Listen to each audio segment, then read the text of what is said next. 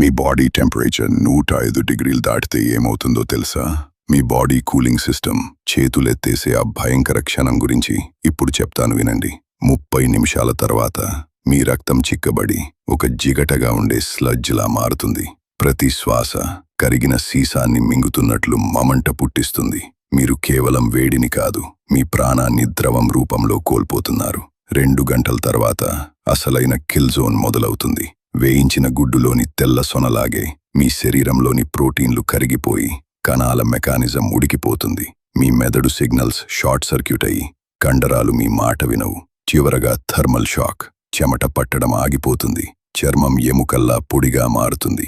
లోపల మీ లివర్, కిడ్నీలు పనిచేయడం ఆగిపోతాయి. చీకటి కమ్మే ముందు ఒక భయంకరమైన భ్రమ మిమ్మల్ని ఆవహిస్తుంది. ప్రకృతి ముందు మన శరీరం ఎంత బలహీనమో అర్థమైందా?